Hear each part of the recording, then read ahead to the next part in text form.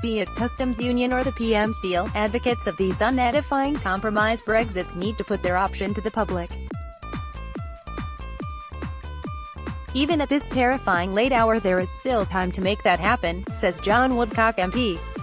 A bewildered and frustrated public understandably want to hold people responsible for the unfolding Brexit catastrophe, and MPs are the latest villains for refusing to compromise. We had the chance to reach a deal. Arrogant self-serving retrenchment kicked in when we should have accepted any of the options put forward to avoid the seismic economic damage that will be caused by leaving without any agreement in place. The angry voices may be right. Maybe MPs like me made a fundamental mistake last night by refusing to endorse either of the softer Brexit options that were trying to find an acceptable middle ground. Like probably the vast majority of my colleagues, I lie awake at night playing over and over in my head the choices I have made and those that may lie ahead. Any decision-maker who is not doubting their actions in this crisis probably should not be making decisions at all.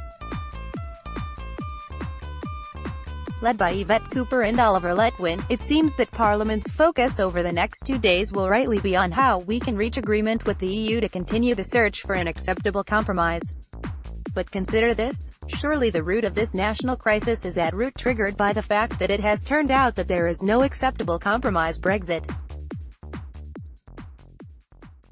This is not a case of holding out for a car in your preferred color, red, when all the dealer has is blue or green. Or choosing to move to an area of town on which you are not particularly keen, knowing you will get another chance to move again in the future. In fact, 2 years of negotiation has made clear that all the options left on the table strategically downgrade the UK, perhaps irreversibly. A customs union, the customs union, the Common Market 2.0 and the Prime Minister's deal are all just moderately different points along the scale of trading economic harm for the surrender of sovereignty to EU institutions over which we will no longer have any influence.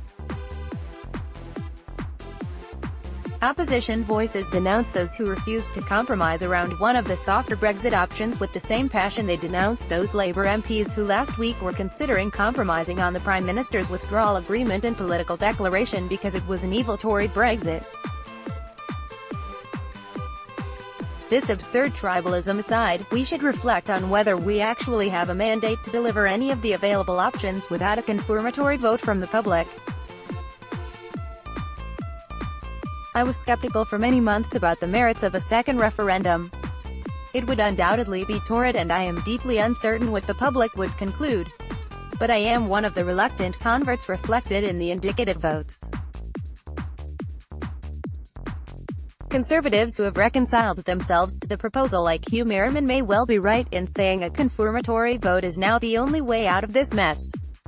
An equally compelling argument is that none of the options being discussed are the Brexit that anyone was told they were voting for in the referendum. My post bag is anything to go by. The large majority of my constituents who still want Brexit think that neither a customs union, continuing in the single market, nor Theresa May's deal is an acceptable form of it. I fear that the passage of time would simply confirm their suspicions. Our country will be poorer, they will not feel more free or in control, and the UK will have given away the chance to exercise influence on the world stage and over major areas of its own economy.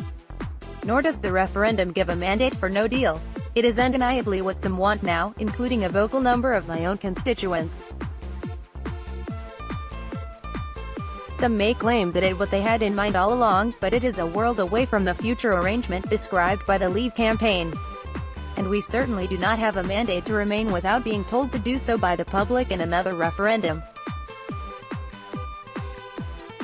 I am among those prepared to be open that I would advocate revoking Article 50 if it is literally the only way to avoid the appalling damage and potential loss of life in a no-deal exit. But it is no doubt that choosing to remain in those circumstances would represent a terrible failure by government and Parliament. Given the reality is so different from the promise, any one of these three basic alternatives should be endorsed by the public before it is enacted. Be it customs union or the PM's deal, advocates of these unedifying compromise Brexits need to put their option to the public.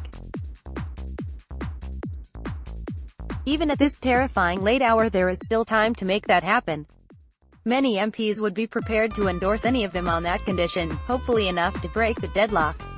John Woodcock is the independent MP for Barrow and Furness.